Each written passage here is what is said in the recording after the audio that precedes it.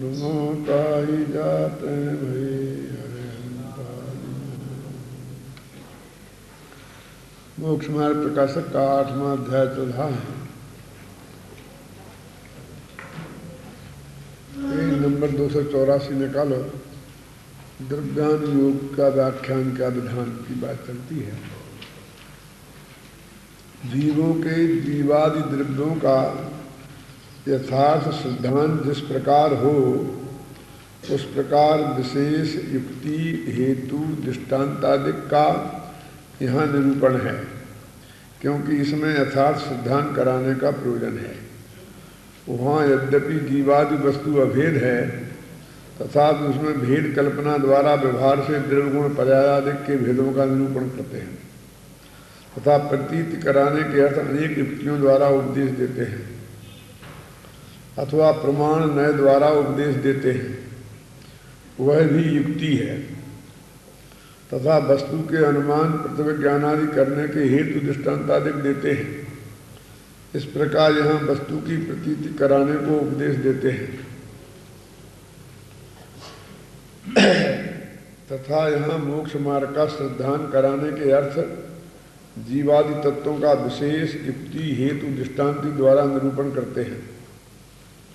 वहाँ सुपर भेद विज्ञानादिक जिस प्रकार हो उस प्रकार जीव अजीव का निर्णय करते हैं तथा वीतराग भाव जिस प्रकार हो उस प्रकार आश्रवादिक का स्वरूप बतलाते हैं। वहाँ मुख्य रूप से ज्ञान वैराग्य के कारण जो आत्मानुभवादिक उनकी महिमा गाते हैं तथा द्रव्यान योग में निश्चय अध्यात्म की उपदेश की प्रधानता हो वहाँ व्यवहार धर्म का भी निषेध करते हैं। मैंने कल बताया था द्रव्यान योग में न्याय शास्त्र और अध्यात्म और थोड़ा बहुत सिद्धांत ये सब आते हैं। ये जैन दर्शन का वो असली प्रतिपादन है कि जिसके माध्यम से सीधे सम्यक दर्शन ज्ञान चारित्र की प्राप्ति होती है। इसलिए इसमें न्याय शास्त्र की मुख्यता है। जैसे बताया ना, प्रथमान योग में छंद अलंकार और कथानक की मुख्यता होती है, तो कर्णान योग में गणित की मुख्यता होती है। कर्ण माने होता है गणित, क्योंकि वहाँ पर भूगोल वगैरह का वर्णन है, काल की भी गणना बतानी है, तो गणित के बिना नहीं बताई जा सकती है। चरणान योग में नीति शास्त्र की मुख्यता होती है, क्योंकि आचरण की बात है ना, हमारा जीवन नैतिक कैसे बने ये समझाने के लिए नीति शास्त्र की मुख्यता होती है। और द्रव्यान योग में न्याय शास्त्र की मुख्यता होती है, क्योंकि युक्ति से हेतु से दृष्टांतों से उसे अपने तत्व को समझाना है और गलत ना समझ ले, इसके लिए भी इनकी जरूरत है। न्याय और युक्ति की जरूरत तो इसलिए है और उदाहरणों की जरूरत इसलिए है कि सरलता से उसकी समझ में आ जाए। देखो, जीवादिक का वर्णन तो कदाचित और अनुयोगों में भी किया जाए, लेकिन इसमें जो वर्णन किया जाता है तो जीव अजीव का वर्णन किया जाता है भेद विज्ञान की मुख्यता से। फिर आश्रवादिक का वर्णन किया जाता है वीतराग भाव के पोषण के लिए कि ये राग भाव है, इनमें धर्म नहीं है। तो दो मुद्दे हैं ना, एक तो भेद विज्ञान करना है और एक वीतरागता का पोषण करना है।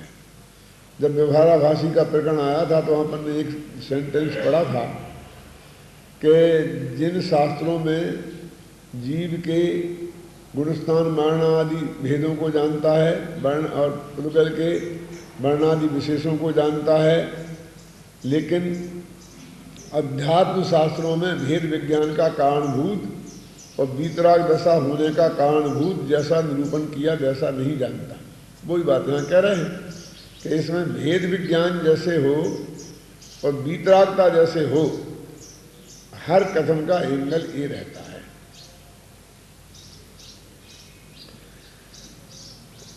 क्रिया कांड में उलझे हुए लोगों को ये भी कहा जाता है कि इस क्रिया कांड में कोई धर्म नहीं है, इससे ये तो जड़ की क्रिया है, इससे आत्मा का कोई कल्याण होने वाला नहीं है। तो इसका उद्देश्य वो क्रियाकांड छुड़ाकर और पाप की प्रवृत्ति में लग जाए, ये नहीं होता है, बल्कि वो क्रियाकांड में ही उलझ गया है और अपने आत्मा को नहीं जानता है, तो वहाँ ले जाना उसका उद्देश्य होता है। इसी प्रकार से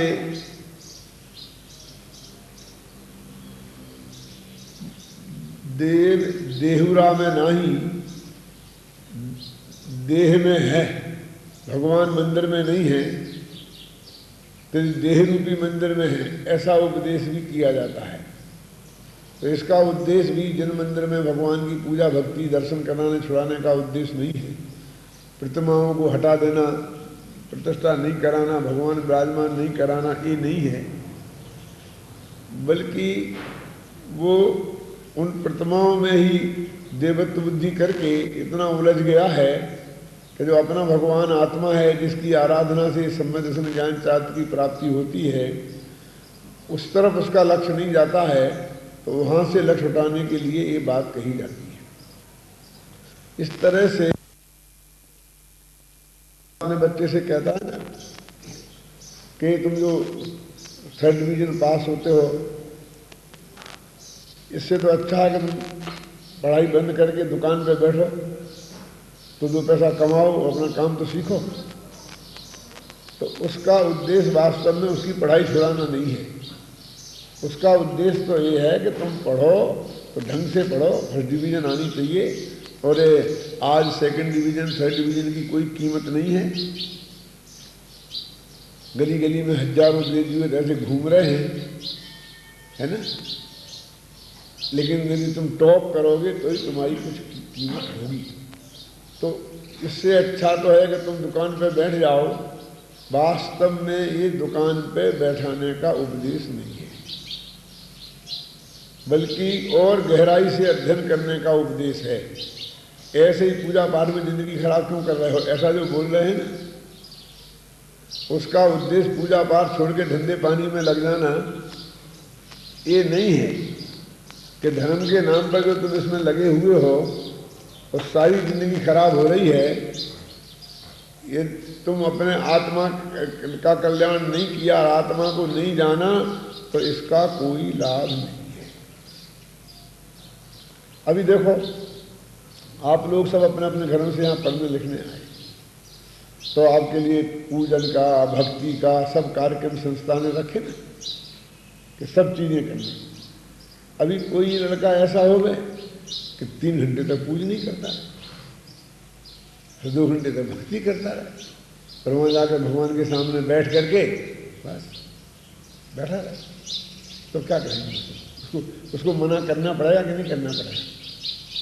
कभी तुम अपने घर से इसलिए आए होते हैं कि 3 घंटे की पूजन तो अपने गांव में भी कर सकते थे, वहाँ भी भगवान की मूर्तियाँ हैं, नई मूर्तियाँ यहाँ हैं, क्या फर्क पड़ना है? यहाँ तो तुम आए हो तो तत्व ज्ञान प्राप्त करने के लिए आए हो, अध्ययन करने के लिए आए हो, इसके लिए आए हो, इसलिए इसमें लगो। ये बताया जाए कि नहीं, इसमें क्यों समय खराब करते हो, ऐसे ही बोला जाए कि नहीं? और उसे दूसरे पूजन छोड़ देते हो, तो पूजन में आए नहीं तो दंड होगा कि तो पूजन में क्यों नहीं आए, भक्ति में क्यों नहीं आए? कल ही तो आपने कहा था जिंदगी क्यों खराब कर रहा है पूजन में पाठ में, और आज जुर्माना कर रहा नहीं आए।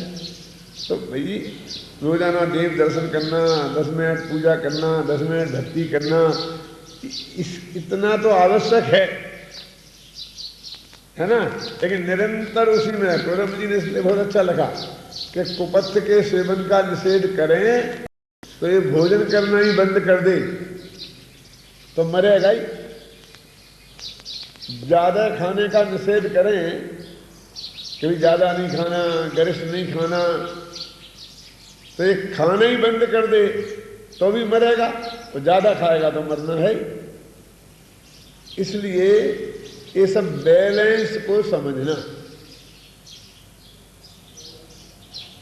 अध्यात्म में लगाने के लिए और जो स्थानों में जिन्हें पहले धर्म कहा था प्रथमान योग में, तीर्थ यात्रा को धर्म कहा क्या नहीं कहा? वो कहेंगे जरूर हमारे तीर्थों की यात्रा करना चाहिए, वंदना करना चाहिए। अब कोई आदमी परीक्षा है और वो तीर्थ यात्रा पर निकल जाए तो उसे निषेध करेंगे कि नहीं करेंगे? तीर्थ यात्रा की प्रेरणा भी देते हैं और अपने यहाँ तो रोज ही नहीं चक्कर है कि हमारे पापा मम्मी शिखर जी जा रहे हैं तो हमें भी शिखर जी जाना है। लेकिन बेटा तुम्हारी परीक्षा है ना, है? नहीं साहब वो कह रहे हैं, वे कह रहे हैं मुझे जाना है, हमेशा कभी आप शिखर जी जाने को मना करने लग गए क्यों? और वो लोग कहने लग जाएंगे, टोडामल स्मारक वाले शिखर जी जाने को मना करते हैं, पंचकल्याणक में जाने को मना करते हैं। ऐसा कह सकते हैं कि नहीं कह सकते हैं? बोलो कि भाई तुम्हारे मम्मी पापा जा रहे हैं तो बहुत ठीक है, उनका बुढ़ापा आ गया है, इस साल नहीं जाएंगे तो अगली साल जाने लायक रहेंगे कि नहीं रहेंगे, टांग में दर्द हो जाएगा, कमर में दर्द हो जाएगा तो पहाड़ पर चढ़ पाएंगे कि नहीं चढ़ पाएंगे, तो उन्हें तो जरूर जाना चाहिए। और तुम्हारी अभी बहुत लंबी जिंदगी पड़ी है, समझे ना?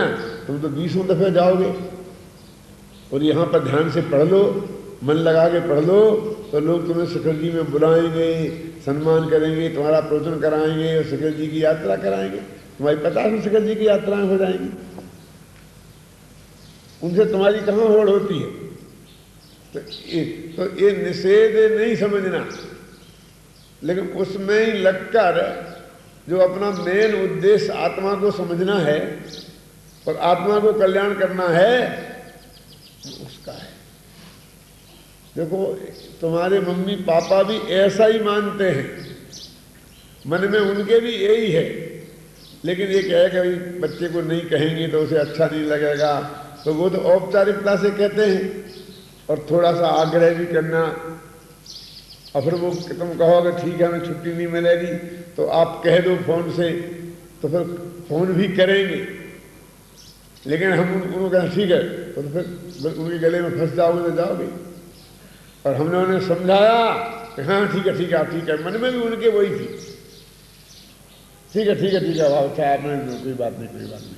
वो तो समझते हैं कि बच्चे को ये नहीं लगना चाहिए कि हमारा कोई प्रेम कम हो गया है, बस इसलिए औपचारिकता में कहते हैं। जानते तो वे भी अच्छी तरह से इस बात को है कि पढ़ाई ज्यादा महत्व की है। तो ऐसे ही जो आत्मा की पढ़ाई है ना, ये अध्यात्म, आत्मा को समझने के लिए वास्तव में अध्यात्म शब्द का अर्थ ही ये होता है, अधि माने जानना और आत्म माने आत्मा को। आत्मा को जानना उसका नाम है अध्यात्म। इसलिए अध्यात्म में इस प्रकार का उपदेश मिलता है। देखो यह लगा ना पेज नंबर 285 पर दूसरा पैरा, तथा जो जीव जिन बिंब भक्ति आदि कार्यों में ही मग्न हैं उनको आत्मश्रद्धान आदि कराने को देह में देव है मंदिरों में नहीं इत्यादि उपदेश देते हैं। वहां ऐसा नहीं जान लेना कि भक्ति छोड़कर भोजनादि से अपने को सुखी करना, क्योंकि उस उपदेश का प्रयोजन ऐसा नहीं है।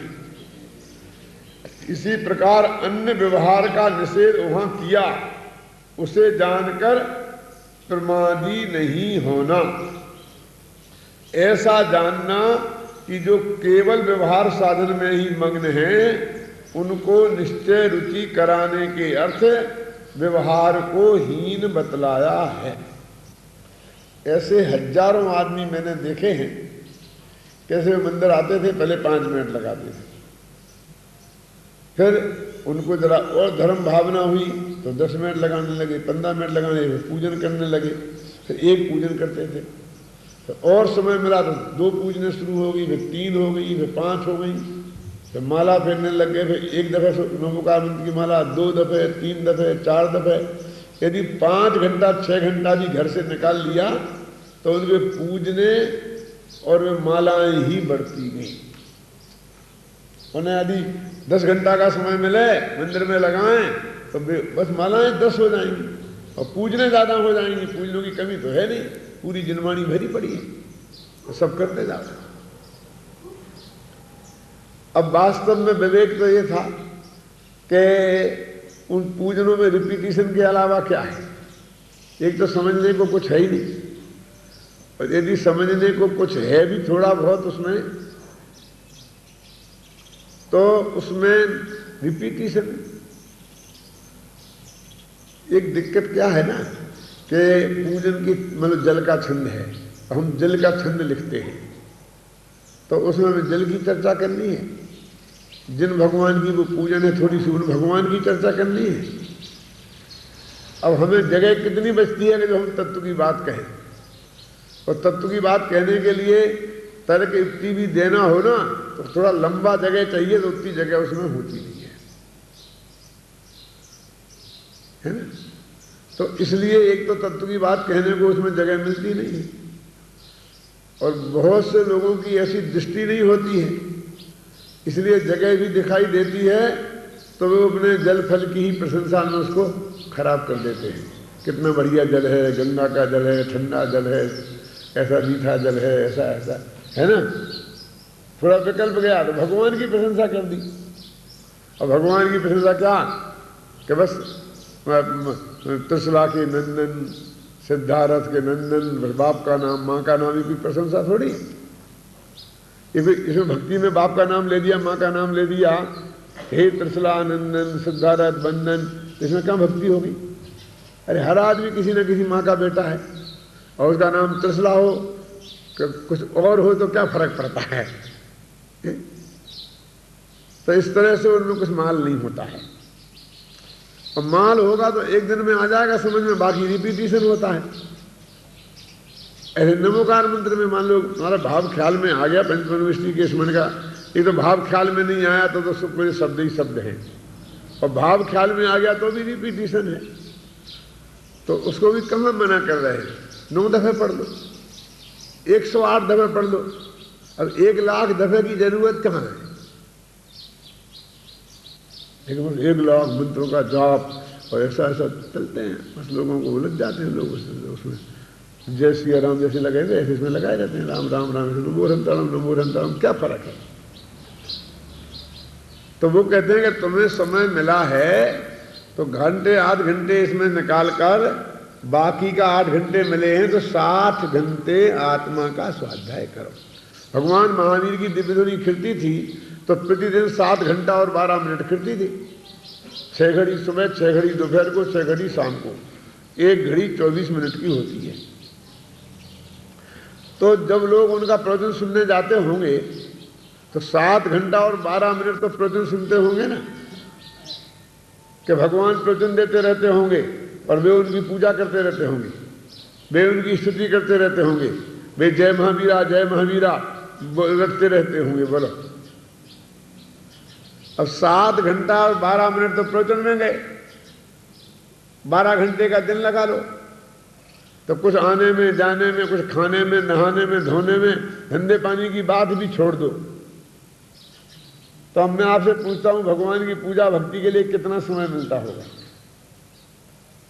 बस इतना, गए तो जाकर के नमस्कार कर लिया, 3 प्रदक्षिणा दे लिए, थोड़ा बहुत कर लिया, प्रवचन में बैठ गए 7 घंटा के लिए, बस इतना ही होगा ना। कितना मिलेगा, तो वो अनुपात तुम भी रखो।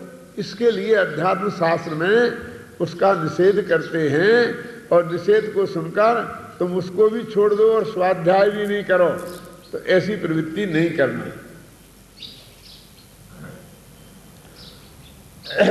नीचे का पैरा देखो, तथा द्रव्यान योग में भी चरणान योगवत ग्रहण त्याग कराने का प्रयोजन है। चरणान योग में तो बाह्य क्रिया का ग्रहण त्याग कराने का प्रयोजन है, और अध्यात्म में द्रव्यान योग में परिणामों की, राग देश का त्याग कराना, अच्छे परिणामों को करना। इसलिए छदमस्त के बुद्धि गोचर परिणामों की अपेक्षा वहाँ कथन करते हैं। इतना विशेष है कि चरणान योग में बाह्य क्रिया की मुख्यता से वर्णन करते हैं, और द्रव्यान योग में आत्म परिणामों की मुख्यता से निरूपण करते हैं, परंतु कर्णान योग वक्त सूक्ष्म वर्णन नहीं करते, उसके उदाहरण देते हैं। देखो, ये नीचे का जो पैरा है उदाहरण का, ये बहुत ही मार्मिक है, इसलिए अपन पढ़ेंगे। उपयोग के शुभ, अशुभ और शुद्ध ऐसे 3 भेद कहे हैं। वहां धर्मानुराग रूप परिणाम को शुभोपयोग, पापानुराग रूप द्वेष रूप परिणाम अशुभोपयोग, और राग द्वेष रहित परिणाम वह शुद्धोपयोग, ऐसा कहा है। सो इस छदमस्त के बुद्धि गोचर परिणामों की अपेक्षा एक कथन है। करुणान योग में कसाय शक्ति की अपेक्षा गुणस्थान अधिक में संक्लेश विशुद्ध परिणामों की अपेक्षा निरूपण किया, तो वह विवक्षा यहाँ नहीं लेना। ये बहुत स्पष्ट शब्दों में वो कहते हैं कि हम अध्यात्म को करुणान योग से मिलाते हैं, ये बात सही नहीं है। देखो अगले पेज पे देखो,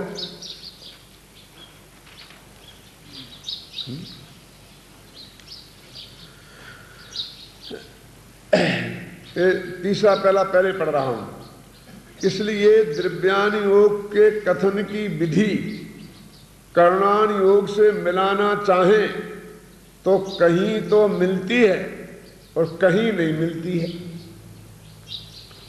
जिस प्रकार यथाख्यात चारित्र होने पर तो दोनों अपेक्षा शुद्धोपयोग है, करुणान योग अपेक्षा भी और द्रव्यान योग अपेक्षा भी। परंतु निचली दशा में द्रव्यान योग अपेक्षा से तो कदाचित शुद्धोपयोग होता है, परंतु करुणान योग अपेक्षा से सदाकाल कसाय के अंश के सद्भाव होने से शुद्धोपयोग नहीं है। कसाय का अंश भी है, जब तक आत्मा में उपयोग लग गया है तो अभी उसको शुद्धोपयोग नहीं कहता करुणान योग। इसलिए कसाय अंश खत्म हो जाएंगे तब शुद्धोपयोग कहेगा। यथाख्यात चारित्र होगा ना, कौन सा 11वें 12वें 13वें 14वें, वहां कहेगा वो शुद्धोपयोग, और अध्यात्म पहले ही कहेगा। अब वो करुणान योग के प्रमाण लाला करके पेश कर देते हैं कि देखो यथाख्यात चारित्र वालों के ही शुद्धोपयोग होता है, पहले नहीं। और तुम बोलते हो अभी, तो तुम करुणान योग से यदि ये मिलान करोगे तो ये मिलान मिलेगा नहीं। अब ऊपर की लाइनें पढ़ो। करुणान योग में तो रागादि रहित शुद्धोपयोग यथाख्यात चारित्र होने पर होता है, देखा ना। वह मोह के नाश से स्वयं होगा, उसमें तो कुछ करने की बात ही नहीं है। और यहां शुद्धोपयोग करने का उपदेश दे रहे हो, तो उपदेश जो दे रहे हैं वो करुणान योग वाला शुद्धोपयोग करने का उपदेश थोड़ी दे रहे हैं। निचली अवस्था वाला शुद्धोपयोग का साधन कैसे करें, तथा द्रव्यान योग में शुद्धोपयोग कहने का ही मुख्य उपदेश है। इसलिए वहां छद्मस्त जिस काल में बुद्धि गोचर भक्ति आदि व हिंसा आदि कार्य रूप परिणामों को छोड़कर आत्मानुभवादि कार्यों में प्रवृत्त, उस काल उसे शुद्धोपयोगी कहते हैं। बोलो। और कल परसों पढ़ा था ना, कितना स्पष्ट लिखा था कि वो शुद्धोपयोगी में परिणाम बदल जाएं, यहां वहां उपयोग चला जाए तो भी बीतराग भाव खंडित नहीं हो तो वो शुद्धोपयोगी कहलाता है, लिखा था नहीं। निर्विकल्प अवस्था कहलाती है। वो निर्विकल्प अवस्था का नाम ही अध्यात्म का शुद्धोपयोग है ना। और वो गे बदलने में वहां कोई चक्कर ही नहीं है, खूब विस्तार से कहा है।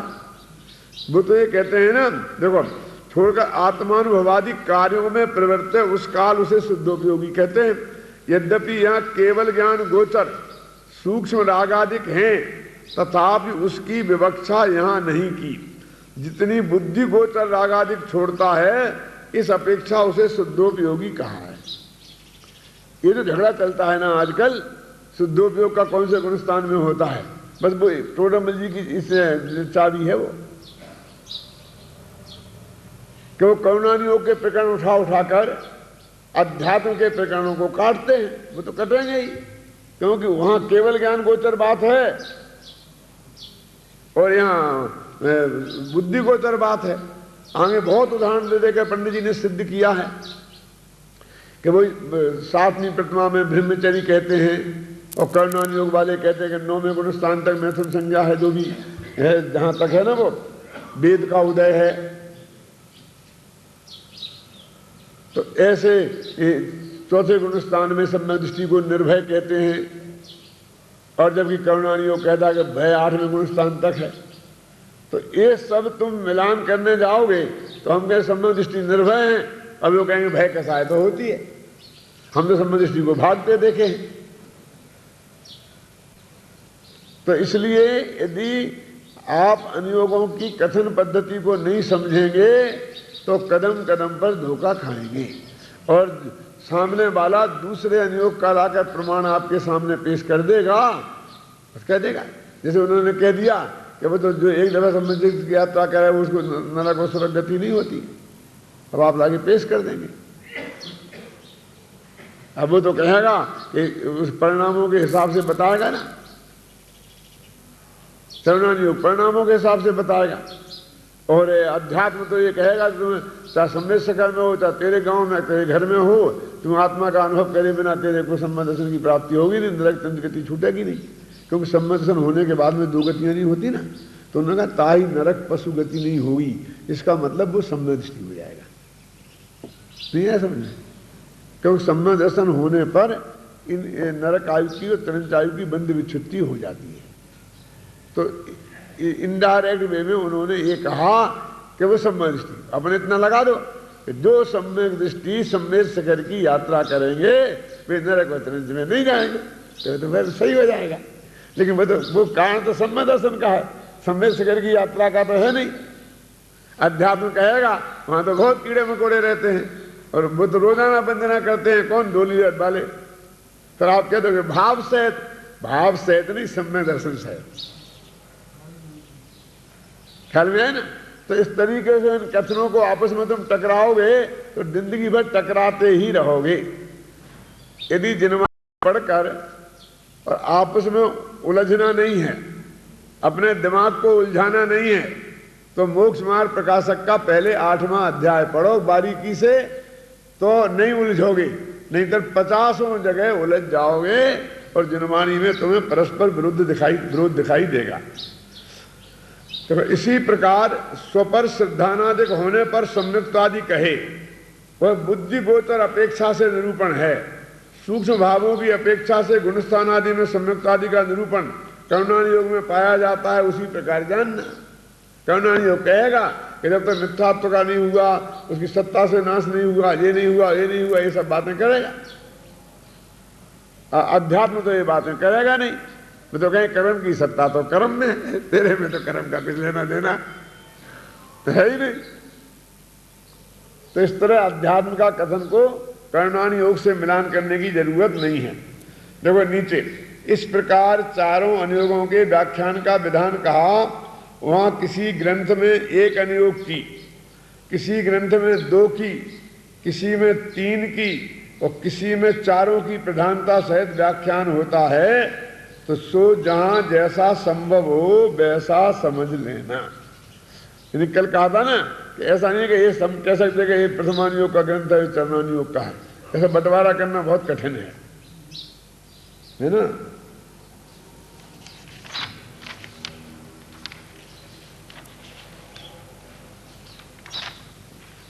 पेज नंबर 290 निकालो।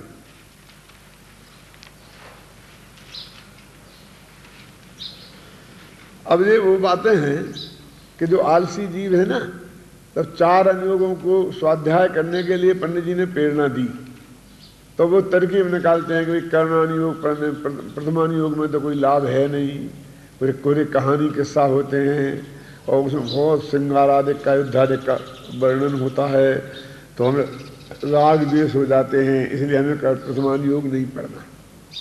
तो पंडित जी ने कहा कि तरकीब मत निकालो, तू प्रथमानुयोग में जो राग द्वेष होते हैं ऐसी बात करता है, तो तुझे जगत में क्या होगा? जो शास्त्र पढ़कर तेरे को राग द्वेष होते हैं, तो उन्होंने कहा उसमें राग द्वेष की बातें कही हैं। तो जब कहानी कहेंगे तो कहानी तो पूरी कहनी पड़ेगी ना। तो जो राम और कृष्ण की कहानी कह रहे, भगवान महावीर की कहानी कह रहे, तीर्थंकरों की कहानी कह रहे, उसमें तेरे को राग द्वेष होता है। तो दुनिया के जो कहानी किस्से हैं जो तूने नाटक नौटंकी में देखता है, अखबारों में पढ़ता है, किताबों में पढ़ता है, उनसे तेरी क्या हालत होगी? तो वो कहते वो तो ठीक है, लेकिन ऐसा श्रृंगारादिक का वर्णन नहीं करते तो क्या बिगड़ता था, वो सीधा सीधा लिख देते। तो पंडित जी कहते ऐसा होता है क्या? जो विद्वान लोग लिखेंगे, कवि लोग लिखेंगे तो अपने तरीके से ही लिखेंगे।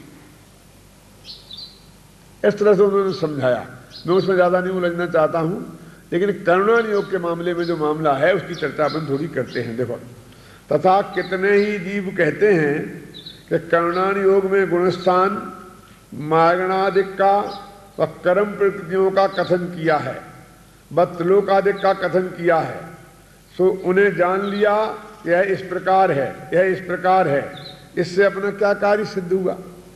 या तो भक्ति करें और या व्रत दान आदि करें या आत्मानुभव करें, इससे अपना भला होगा।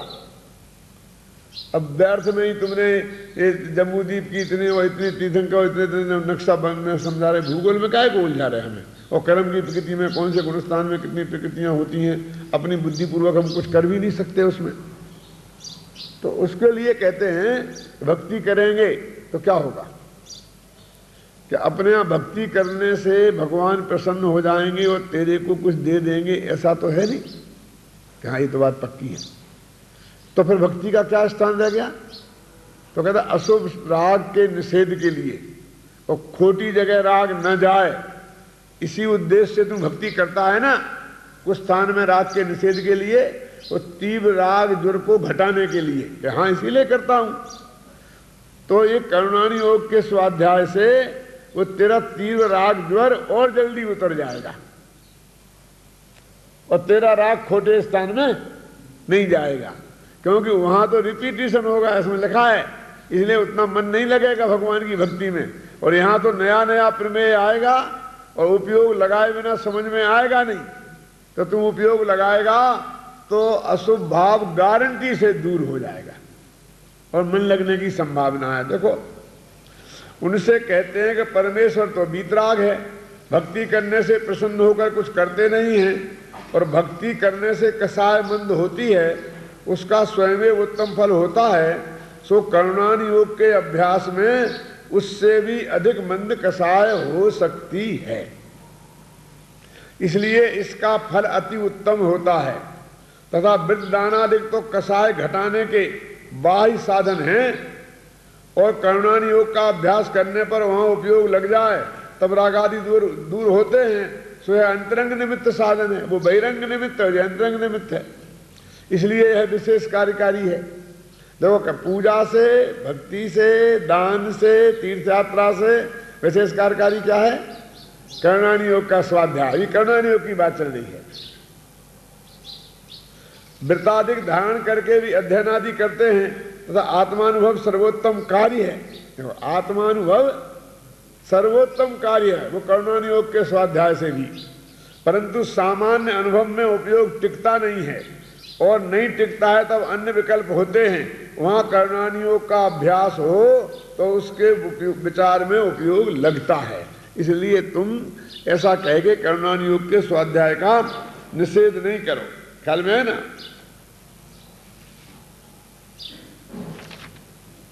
पेज नंबर 252 ये असली प्रकरण है जिसपे अपन को अच्छी तरह से चर्चा करनी है। समय अपने पास कम रह गया। देखो,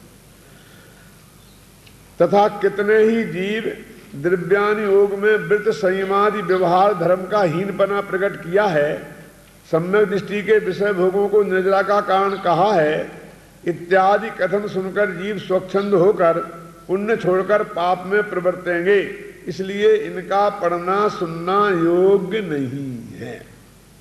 ये कहते हैं कि इसमें तो पूजा पाठ को ये कहा, दान का भी निषेध किया, तो सारी चीजों का निषेध किया है, तो लोग भ्रष्ट और हो जाएंगे, इसलिए इसको पढ़ना। ये तो बहुत तर्क देते हैं लोग कि साहब तुम्हारा आत्मा महात्मा तो किसी की समझ में आने वाला नहीं है, और ये सब हमारा क्रियाकांड व्रतशील संयम और छूट जाएगा।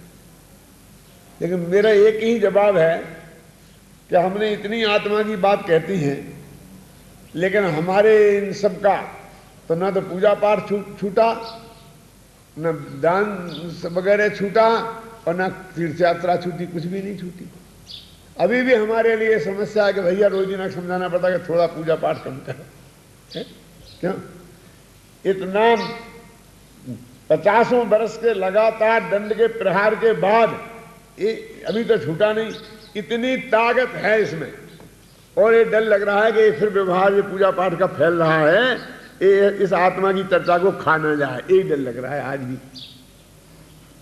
दान भी कम नहीं हुआ है। बोलो, अपनी देखते हैं जरा सी कोई इशारा करते हैं थोड़ा सा तो यहीं बरसने लगता है पैसा, बराबर लोग देते हैं।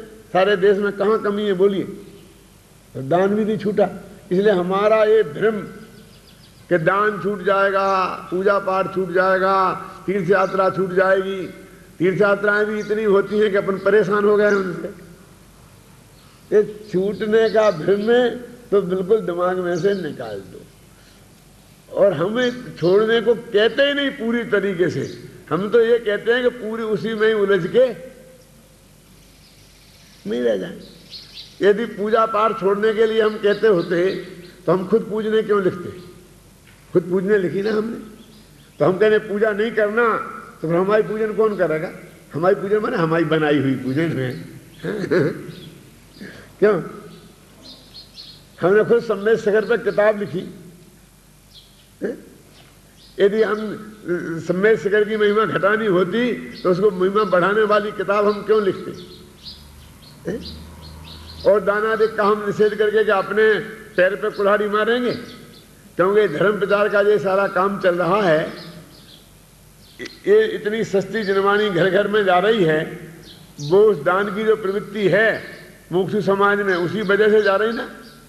और आप लोग 150-200 विद्यार्थी यहाँ पर जैन धर्म का अध्ययन कर रहे हैं, वो समाज की उसी वृत्ति का तो परिणाम है। क्यों? तो हम ऐसा क्यों करेंगे? लेकिन वस्तु का स्वरूप ही ये है कि वो धर्म नहीं है। ये जो वस्तु का स्वरूप है बताने के लिए तो ये सारा उपक्रम है। यदि ये ही नहीं बताएं तो फिर ये सारे उपक्रम की भी जरूरत ही क्या? क्यों? ये सारे उपक्रम की जरूरत क्या है भाई?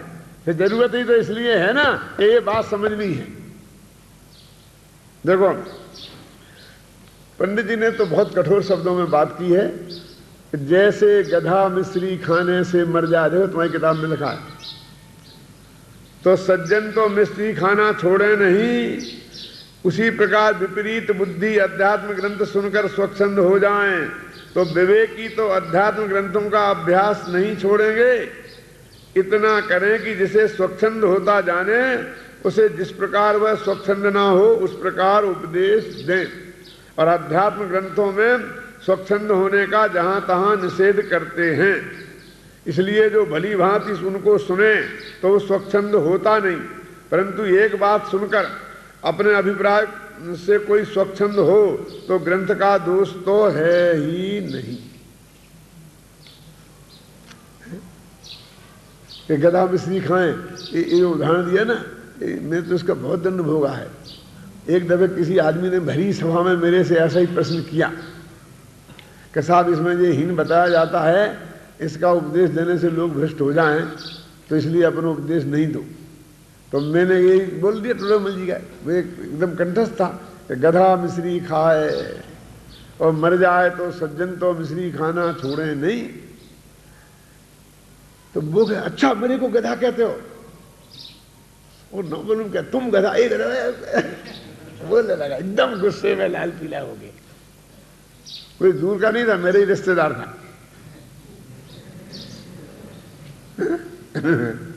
अब बेचारों का स्वर्गवास हो गया, फिर नाम बताने से कोई फायदा नहीं है। इसलिए जब से आता है तो मैं घबरा, तो मैं तो चुप रह गया। और हमारा ही एक विद्यार्थी से कहा, हमारे बराबरी के थे लेकिन मेरे पास पढ़े थे, वो बोले अरे भाई तुम पंडित जी से नाराज क्यों होते हो, ये तो टोड़ेमल जी ने लिखा है। तो मैंने कहा चुप रह भैया, ये इतने गुस्से में है कि अभी आज जो मेरे से कहा है वो टोड़ेमल जी को कह देगा। और तुम कुंद कुंद का नाम लो तो कुंद कुंद का कह देगा, महावीर का नाम लो तो। इसलिए मेरे ही तक रहने दो कि मेरा ही कथन है। मतलब कहने का अर्थ है, फिर भी वो कहता है कि भाई साहब जब खतरा है जिस चीज से, एक आदमी भी भ्रष्ट हो सकता है, तो ऐसी बात कहना ही क्यों? ये तर्क देते हैं। तो उसका जवाब दिया है कि यदि झूठे दोष की कल्पना करके अध्यात्म शास्त्रों को पढ़ने सुनने का निषेध करें तो मोक्ष मार्ग का मूल उपदेश तो वहाँ ही है, उसका निषेध करने से तो मोक्ष मार्ग का निषेध होता है। सबसे बड़ी खतरा की बात तो ये है कि अध्यात्म का निषेध किया तो मोक्ष मार्ग ही खतरे में। असली मोक्ष मार्ग तो इसमें ही है, इसलिए वो परवाह नहीं करना एक आध आदमी की। और ये बात बराबर चालू रखना। उन्होंने लिखा जैसे मेघ वर्षा होने पर बहुत जीवों का कल्याण होता है और एक आध आदमी को तकलीफ हो, जैसे कुमार ने अपना लगाया हुआ बा, अब वो चाहे कि पानी नहीं बरसे। अथवा कुछ वायु की प्रकृति के लोग होते हैं ना, तो आकाश में बादल आए तो उनके घुटनों में दर्द होने लगता है। अबे कहे भगवान अब बादल ना हो, बादल ना हो। अब उनकी भगवान सुन ले तो दुनिया भूखों मर जाए। क्यों? तो इसलिए कहते हैं कि एक दो आदमी की तकलीफ के पीछे लोग में वर्षा का निषेध तो नहीं किया जा सकता है, तो इस अमृत वर्षा का निषेध क्यों करते हो? एक आध आदमी का भ्रष्ट हो जाएगा तो उसे तकलीफ होने दें। क्यों होने दें? उस तुम कुमार के लिए हवा लगाने के लिए ऐसी छत वाली व्यवस्था कर दो, खुले मैदान में नहीं लगाए, ऊपर छप्पर लगा दे, जिसमें पानी नहीं आ रहा वहां भी लगा दे, पानी भी बरसने दो। और घुटने वाले को कमरे के अंदर बैठा दो और हीटर लगा दो, वो वहां नहीं निकले बाहर, उसके घुटने का दर्द नहीं हो, दर्द की दवा दे दो। लेकिन बादल क्यों क्यों रोकते हो आकाश के? ऐसे वो एक आध आदमी भ्रष्ट होता है तो उसको खूब समझाओ कि भैया ये भ्रष्ट होने के लिए नहीं है, भ्रष्ट होने के लिए नहीं है। लेकिन उससे उस अध्यात्म के उपदेश का निषेध करना अच्छा नहीं है। फिर वो कहता नहीं नहीं नहीं नहीं, उसका बुरा हो जाएगा, ये तो अच्छी बात नहीं है, अच्छी बात नहीं है। तो पंडित जी ये कहते हैं क्या बुरा होगा? इतना ही होगा कि वो स्वर्ग में नहीं जाके नरक में जाएगा, भ्रष्ट हो जाएगा ना। यदि भ्रष्ट नहीं होता तो स्वर्ग में जाता, और भ्रष्ट हो गया तो नरक में जाएगा। लेकिन रहा तो संसार का संसार में ही, उसका मोक्ष तो नहीं रुका। लेकिन यदि अध्यात्म की चर्चा हम बंद कर देंगे तो मोक्ष मार्ग ही रुक जाएगा हजारों जीवों का। इसलिए ये किसी कीमत पर बंद नहीं की जा सकती है। ख्याल में है ना? फिर वो कहता है, तो सबसे नीचे पढ़ो देखो, तथा कितने ही जीव कहते हैं कि द्रव्यान योग रूप अध्यात्म उपदेश है वह उत्कृष्ट है, सो उच्च दशा वालों को प्राप्त हो उनको ही कार्यकारी है, निचली दशा वालों को तो वृत्त संयमादि का ही उपदेश देना योग्य है। ये बहुत लोग कहते हैं कि भैया हम तो तुम्हारी आत्मा फात्मा की बातें तो ऊंचे ऊंचे विद्वानों का काम है, साधारण लोगों को तो वृत्त करो, शील पालो, संयम पालो, इन्हें तो वृत्त संयम का उपदेश दो साधारण लोगों को, ऐसा कहते हैं। और ये ऊंची बातें हैं। उसका जवाब दो कितना बढ़िया है। उनसे कहते हैं कि जिन मत में तो यह परपाटी है कि पहले सम्यक्त होता है और फिर वृत्त होते हैं।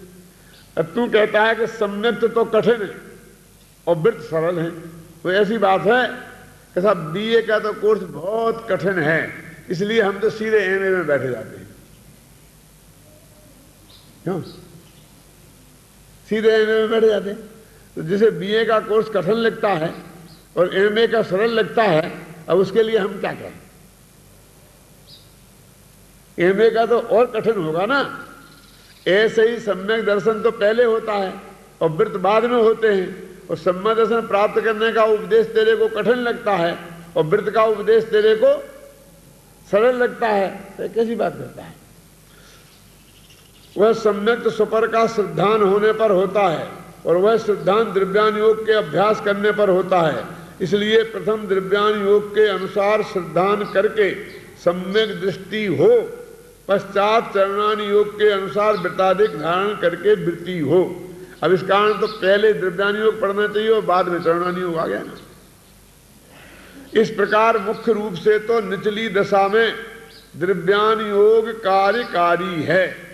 गौण रूप से जिसे मोक्ष मार्ग की प्राप्ति होती न जाने उसे पहले किसी वृत्ताधिक का उपदेश देते हैं। इसलिए ऊंची दशा वालों को अध्यात्म अभ्यास योग्य है ऐसा जानकर निचली दशा वालों को वहां से परांग मुख होना योग्य नहीं है। कभी कभी कोई आदमी की समझ में कुछ नहीं आती, बहुत ही स्थूल बुद्धि है, शास्त्र की बात समझ में नहीं आती है, और वो आता है कि मैं क्या करूं, मैं क्या करूं, तो उसे कहते तुमने को क्या मंत्र का जाप कर, है ना, और आलू जमीकन छोड़ दे, रात्रि का भोजन छोड़ दे, साहब और कुछ बताओ, तो ब्रह्मचर्य ले ले। माने उसको कोई एकाध दफे बाहर का उपदेश दे दें तो राजमार्ग नहीं है। राजमार्ग तो समझ पूर्वक ही व्रत लेने का है। बिना समझ पूर्वक जो व्रत लेंगे उनकी बहुत दुर्दशा होने वाली है।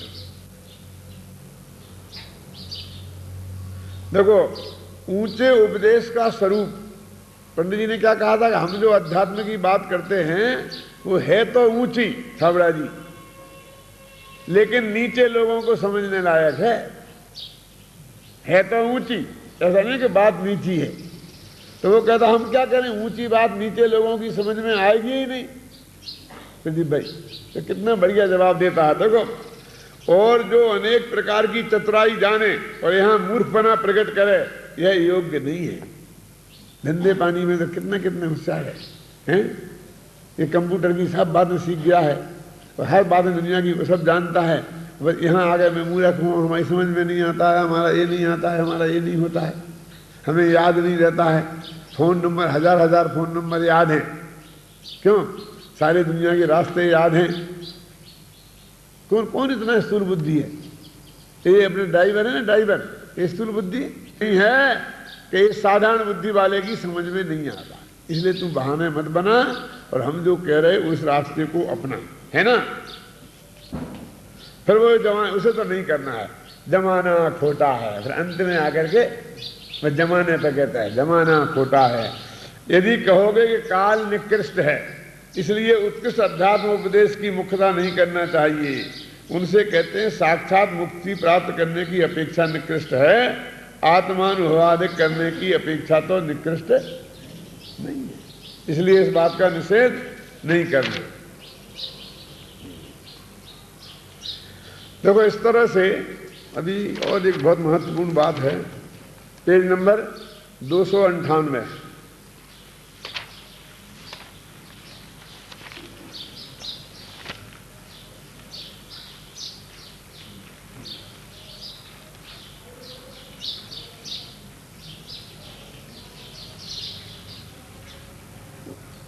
नीचे यहां उदाहरण से कहते हैं, जैसे शास्त्रों में कहीं निश्चय पोषक उपदेश है, कहीं व्यवहार पोषक उपदेश है। शास्त्र तो बहुत है ना, तो कहीं निश्चय की मुख्यता से उपदेश होता है, कहीं व्यवहार की मुख्यता से उपदेश होता है। वहां अपने को व्यवहार का आधिक्य हो तो निश्चय पोषक उपदेश ग्रहण करके यथावत प्रवर्ते, अपने को निश्चय का आधिक्य हो तो व्यवहार पोषक उपदेश ग्रहण करके यथावत प्रवर्ते। तथा पहले तो व्यवहार के सिद्धांत के कारण आत्मज्ञान से भ्रष्ट हो रहा था, पश्चात व्यवहार उपदेश से की ही मुख्यता करके आत्मज्ञान का उद्यम न करे, अथवा पहले ही निश्चय सिद्धांत के कारण वैराग्य से भ्रष्ट होकर स्वच्छंदी हो रहा था, पश्चात निश्चय का ही उपदेश की मुख्यता करके विषय कषाय का पोषण करता है। इस प्रकार विपरीत उपदेश का ग्रहण करने से बुरा ही होता है। ये बहुत मार्मिक बिंदु है कि एक आदमी को ब्लड प्रेशर है। ब्लड प्रेशर जानते हैं क्या होता है? डॉक्टरों की बात तो डॉक्टरों के पास रहने तो मेरी सुनो। शरीर में जो खून है ना तो वो दौड़ता रहता है, वो दौड़ता है तो वो बिना प्रेशर के तो दौड़ता नहीं ना, हार्ट से पंपिंग होकर उसमें प्रेशर आता है तब वो दौड़ता है। अब वो सारे शरीर में चक्कर काटता है। तो अब ब्लड में प्रेशर ये कोई बीमारी नहीं है, जिसमें ब्लड होगा उसमें ही तो ब्लड प्रेशर होगा जिसमें ब्लड नहीं हो तो ब्लड प्रेशर क्या होगा, पहली बात। और दूसरी, ब्लड प्रेशर नहीं होगा तो खून घूमेगा कैसे? ब्लड प्रेशर थोड़ी खत्म करना है। अब वो ब्लड प्रेशर जितना होना चाहिए, क्या जितना होना चाहिए उससे कम हो तो उसे लो ब्लड प्रेशर कहते हैं, उससे ज्यादा हो तो उसे हाई ब्लड प्रेशर कहते हैं। तो बीमारी तो लो ब्लड प्रेशर और हाई ब्लड प्रेशर है। बीमारी ब्लड प्रेशर कोई बीमारी नहीं है, एक नक्की हुई बात। अब दोनों ही बीमारी, किसी को हाई होता है, किसी को लो होता है, और किसी को कभी हाई होता है, कभी लो होता है ना। और दोनों की दवाइयां हैं। और एक आदमी को बीमारी ऐसी है कि उसे कभी हाई हो जाता है, कभी लो हो जाता है, तो डॉक्टर ने दोनों गोलियां दे रखी हैं सोहनलाल जी कि जब हाई हो तो ये ले लेना, और जब लो हो तो ये ले लेना। रात के 2 बजे तुम कहाँ लेने जाओगे? बाजार से। और ब्लड प्रेशर का यंत्र भी दे रखा है, सिरहाने रख के सोना। क्यों? अब वो ब्लड प्रेशर हाई हुआ और उसने लो समझ के और हाई की गोली खा ली तो क्या होगा? मरने के अलावा क्या होगा बोलो? ब्लड प्रेशर लो हुआ और लो की गोली खा ली। लो हो तो हाई वाली गोली खाना चाहिए, हाई करने की, और हाई हो तो लो करने की खाना चाहिए। ऐसे ही जिनवाणी माता में सारी बीमारियों का इलाज है। और एक को बीमारी है क्रियाकांड की, वृद्धदानशील संयम की, एक बीमारी है, घबराना नहीं। कुछ आदमी को ऐसा हो जाता है ना, एक फोबिया नाम की बीमारी चली है अभी, आप लोग जानते कि नहीं जानते हैं, कि जैसे कहते हैं कि वो दिन में 25 दफे हाथ धोता है,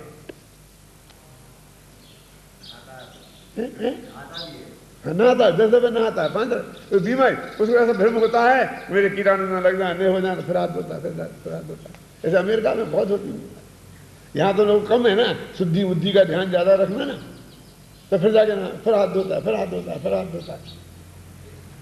तो ऐसे ही दिन भर पूजा करता है समझ गए? ये जो अति करते हैं ना, वो क्रियाकांड वाली बीमारी है। और किसी को ये बीमारी अध्यात्म वाली बीमारी है, वो भी एक बीमारी है। आत्मा आत्मा तरकाली ध्रुव, बस खत्म, सब पूजा बंद, पाठ बंद, क्रिया बंद, स्वाध्याय बंद, ए बंद, दान बंद, बस बंद, आज तरकाली ध्रुव आत्मा, और आलसी पड़े रहते हैं बस। ये 2 बीमारियां हैं ख्याल में। अब 2 बीमारियां हैं, दोनों की दवाइयां हैं निर्माणी में। तो पंडित जी कहते हैं कि जिन्हें व्यवहार का आधिक्य हो, उनकी खुद की ड्यूटी है कि वो जिनवाणी के निश्चय नए के पोषक कथन का लेकर अपनी बीमारी को ठीक करें। और जिनको निश्चय का आधिक्य हो, वो व्यवहार नए वाला के पोषक कथन को पढ़कर अपनी बीमारी ठीक करें। लेकिन होता क्या है, तो निश्चय वाले को वो निश्चय वाला कथन अच्छा लगता है। देखो पुरुषोत्तम बाबू समझ लेना, बहुत मरण की बात है। जिसको जो चीज नुकसान करती है ना, डायबिटीज वाले को, वो चीनी बहुत अच्छी लगती है, चीनी खाने में मजा आता है उसे खाने में ना। तो वो निश्चय पोषक पड़ता है, निकाल के सबको देखो देखो देखो देखो देखो देखो क्या लिखा। अरे तेरे लिए नहीं है, तू तो निश्चय वाला है, तू तो निश्चय भाषी का प्रकरण पर ये व्यवहाराभासी का क्यों दिखाता है हमें? तो हमारा दुर्भाग्य है कि निश्चय का जिसको बीमारी है, वो व्यवहाराभासी का प्रकरण पढ़ के दुनिया को बताता फिरता है। और जिसको व्यवहार की बीमारी है, वो निश्चय वाले कैसे भ्रष्ट होते हैं, वो प्रकरण निकाल के दुनिया को बताते फिरते हैं। उल्टा हो रहा है। जिनका ब्लड प्रेशर हाई है, वो और हाई करने की गोली खा रहे हैं, जिनका लो है वो लो करने की गोली खा रहे हैं। पंडित जी कह रहे हैं कि जिनवाणी में तो सब है, दवाइयां तो सब है। अब तुम इतना विवेक से काम करोगे तो तुम्हारा कल्याण हो जाएगा, और विवेक से काम नहीं करोगे तो तुम्हारा कल्याण नहीं होगा। और अंतिम पेज और निकालो, 304। कल 9वां अध्याय चलेगा ना, 2 व्याख्यान 9वें अध्याय पर होंगे, है ना। देखो अंत में सबसे क्या लिखा, इसलिए स्याद पद की सापेक्षा सहित सम्यक ज्ञान द्वारा जो जीव जिन वचनों में रमते हैं, वो समय सार कलश का ही भाव है, वे जीव शीघ्र ही शुद्धात्म स्वरूप को प्राप्त होते हैं। मोक्ष मार्ग में पहला उपाय आगम ज्ञान कहा। मोक्ष मार्ग में पहला उपाय, आत्मा का कल्याण करना हो तो सबसे पहला उपाय क्या है? आगम ज्ञान कहा। और आगम ज्ञान बिना धर्म साधन नहीं हो सकता। इसलिए तुम्हें भी यथार्थ बुद्धि द्वारा आगम का अभ्यास करना चाहिए, तुम्हारा कल्याण होगा। क्योंकि पूरा अध्याय जिनवाणी में कैसे अनुयोग की पद्धति से कथन है उसका कथन है, और अंत में कहते हैं कि मुक्ति के मार्ग में जाने के लिए सबसे पहला उपाय कौन है? आगम का अभ्यास, और तुम आगम का अभ्यास तुम्हें करना चाहिए। ये आप लोगों का परम भाग्य है कि आपको सबसे पहला उपाय में आप चल रहे हो। 5 साल तक खूब अच्छी तरह से आगम का अभ्यास करो, और बाद में सारी जिंदगी में क्या करना बताने की जरूरत नहीं है, क्योंकि आगम के अभ्यास में से ये बात अपने आप मिल जाएगी कि अब हमें आगे क्या करना है। वो सारा रास्ता आगम आपको बताएगा।